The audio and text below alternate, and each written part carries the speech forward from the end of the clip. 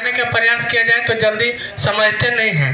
तो इसके लिए हम राय यही रखेंगे अपना विचार कि नुक्कड़ सभा हो और जागरूक किया जाए। ठीक है, बहुत बहुत धन्यवाद। एक आखिरी सवाल महिलाओं की तरफ। एक बात इनके बात पर मैं आप सबको बताना चाहता हूं कि ठीक 4 दिन पहले प्रशांत जी जब अपने जन सुराज उद्घोष के लिए निकल रहे थे तो यहाँ पर सत्याग्रह के सिपाही के साथ बैठे थे।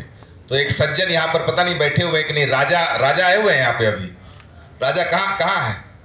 तो राजा उठकर बोला प्रशांत जी को कि भैया आपके काम से बड़ा प्रभावित हैं, लेकिन हम जिस गांव में रहते हैं वहाँ जनसुराज को कोई जानता नहीं है।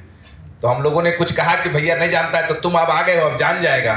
तो राजा दिल्ली में काम करता था, आप जो बता रहे हैं, वो 2 दिन प्रशांत अपना दिल्ली गया सामान लेकर। आज राजा आ गया, बोल रहा अब यहीं पर रहेंगे, सीख कर जाएंगे उस गाँव में, सब जनसुराज को जानेगा। तो ये हुआ ना कि ये जो आश्रम है उसमें ये है कि हम लोग जो यहाँ सीख रहे हैं, जाकर हम जनसुराज बने, हम प्रशांत किशोर बने, तब जाकर कुछ बात बनेगी। बहुत बहुत धन्यवाद। हेलो सर, मेरा नाम आशीष कुमार है। मैं मधेपुरा जिला से छोटे से गांव सिकरहट्टी से आता हूं। सर मेरा सवाल ये है कि क्या गारंटी है जनसुराज की सरकार आएगी तो ये 5 काम करेगी, जिसमें पहला काम होता है बच्चों की शिक्षा, दूसरा काम है युवा का रोजगार, तीसरा है महिलाओं का स्वरोजगार, चौथा है किसान, 5वां है बुजुर्गों का पेंशन। सर क्योंकि हम सवाल इसलिए पूछ रहे हैं कि हम दूसरे को जाके अपने गांव में बताएंगे, जब आपके बारे में जनसुराज की सरकार में जुड़िए, आप सत्ता सरकार में आएगी तो ये काम करेगी, तो हम सर संतुष्ट खुद को जब तक नहीं कर पाएंगे तब तक दूसरे को भी नहीं कर पाएंगे। तो सर मेरा सवाल यही है। बहुत बढ़िया।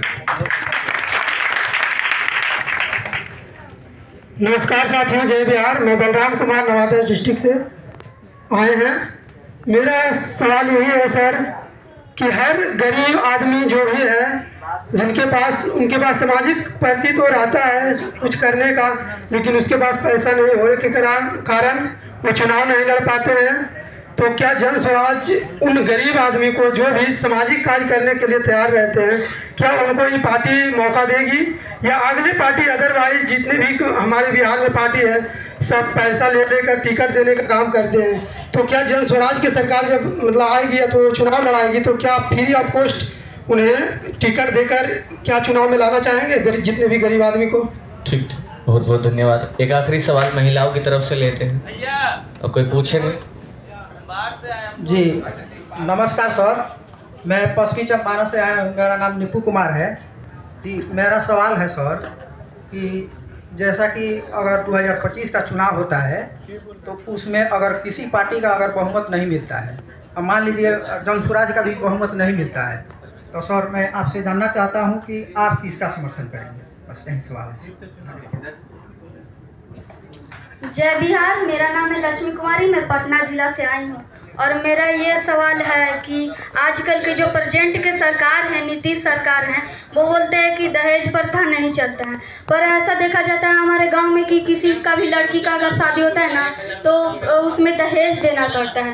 बिना दहेज के शादी ही नहीं होता है। और जहाँ तक कि दहेज लिया जाता है वो सरकारी आदमी लेता है, जिसके पास नौकरी रहता है ना वही दहेज लेता है। ऐसा क्यों होता है? जिसके पास नौकरी नहीं रहता है वो तो कम ही दहेज लेता है, लेकिन जिसके पास नौकरी रहता है वो दहेज क्यों लेता है? जब सरकार ही ये नियम बनाया है कि दहेज नहीं लेना है, तो फिर वो नियम ऐसा क्यों है कि हाँ वो दहेज ही लेता है? इसके लिए कुछ बनाया जाए, यही हम कहना चाहेंगे, जिससे दहेज प्रथा बंद हो। जय बिहार। जय बिहार। अभी सबके सवाल हो गए हैं लगभग में। अभी हमारे बड़े भैया आपके सवालों का जवाब देने आएंगे। एक बार जय बिहार के साथ उनका स्वागत करेंगे। जय बिहार। जय बिहार।